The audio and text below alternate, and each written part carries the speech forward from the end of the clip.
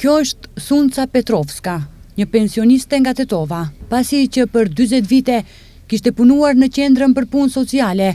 Ajo ishte pensionuar në vitin 2022. Mirë po një vit pasi që kishte dalur në pension, ajo është përballur me një akuzë për dyshime se ka keq përdorur mjetet gjatë kohës kur ka qenë kujdestare zyrtare e një personi nga Tetova, të cilit I ishte marrë drejta e aftësisë për të vepruar dhe ishte vendosur me vendim të qendrës për punë sociale në spitalin psikiatrik. Sipas rrëfimit të saj, fillimisht ajo ishte caktuar përkohësisht kujdestare për disa muaj, por më pas, pa ndonjë vendim shtesë, ajo ka vijuar të kryej funksionin e kujdestares ligjore, 20 vite me radhë deri në daljen e saj në pension.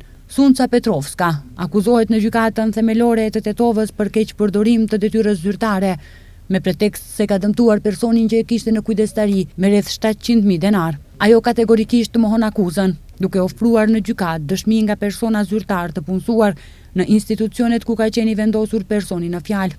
Petrovska është e bindur se padia nuk ka bazë juridike dhe në vend që të shpërblehet për punën e saj, ajo ballafaqohet me padi, madje 3 vite pas daljes në pension.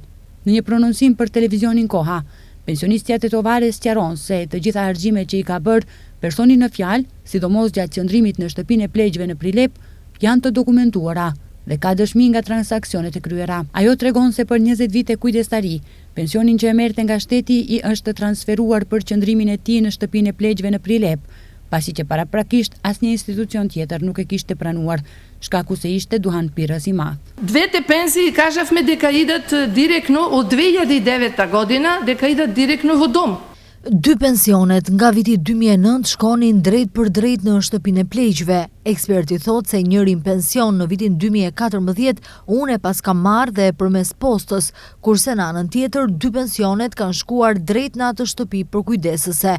Si është e mundur që unë në atë vit të marrë pensionin? Pra eksperti në mënyrë jo profesionale e ka bërë punën e tij, thot Sunca Petrovska. Madje ajo është shprehur se kur e ka dorëzuar kujdestarinë është formuar komision në qendrën për punë sociale në Tetov, I cili nuk ka gjetur asnjë keq përdorim të mjeteve të personit në fjalë.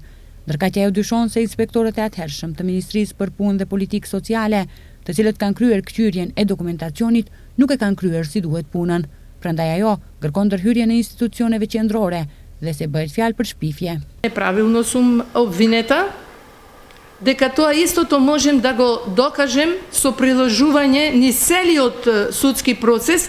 Aktakuza që është ngritur kundër meje nga ana e prokurorisë është e pabazë dhe pafajësinë time mund ta dëshmoj me dorëzimin e dëshmive dhe me dëshmitar dhe mendoj se më është bërë një padrejtësi e madhe dhe aktakuza në fund do të hidhet poshtë, tha pensionistja Sunca Petrovska.